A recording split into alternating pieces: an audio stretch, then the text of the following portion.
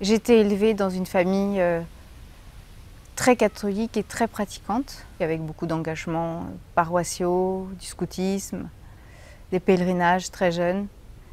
Voilà, ça a été ma culture.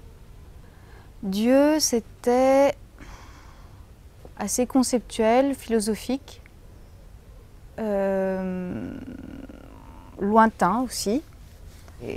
J'ai eu l'occasion de rencontrer un certain nombre d'amis, enfin des gens qui sont devenus des amis et qui avaient fait cette vraie rencontre une vraie rencontre avec Dieu, quelque chose qui avait bouleversé leur vie.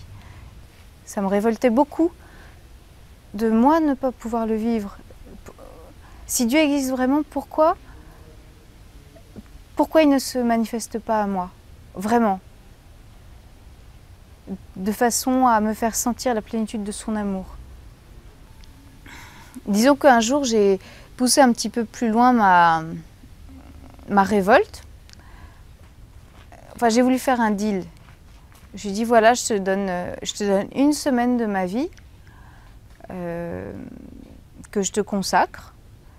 Et tu as intérêt à te manifester parce que sinon, moi, je me barre.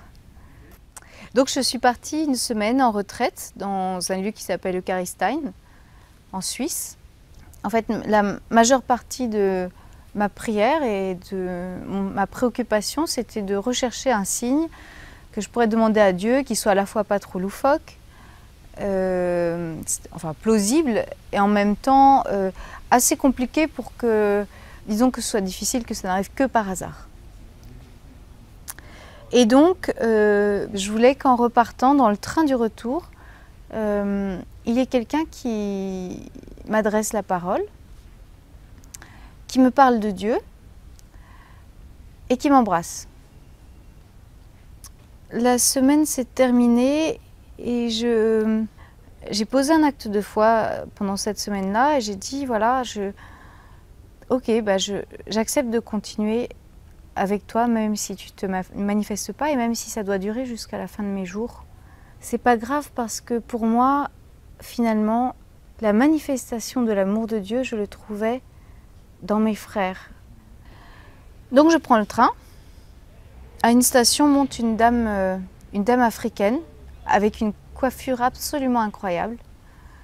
Et au bout de quelques minutes, cette femme se penche vers moi et me demande si ce que je porte au doigt, à l'époque je portais un dixonnier, c'est-à-dire une bague sur laquelle on prie la Vierge Marie.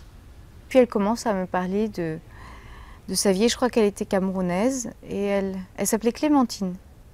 Elle-même, elle m'a confié des jours où elle était désespérée et le Seigneur était vraiment intervenu de façon très forte. Enfin vraiment, elle a loué Dieu et elle m'a partagé toutes ses grâces.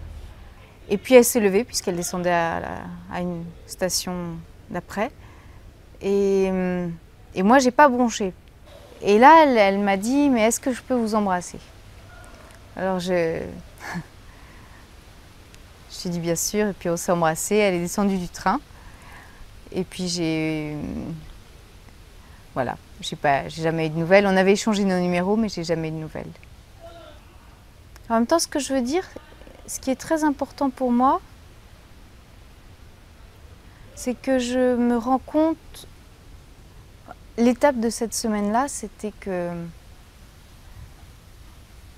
je ne sais pas quel est mon chemin, mais je sais que l'amour de Dieu se manifeste dans tous ces gens qui m'est donné de connaître et qui sont des cadeaux.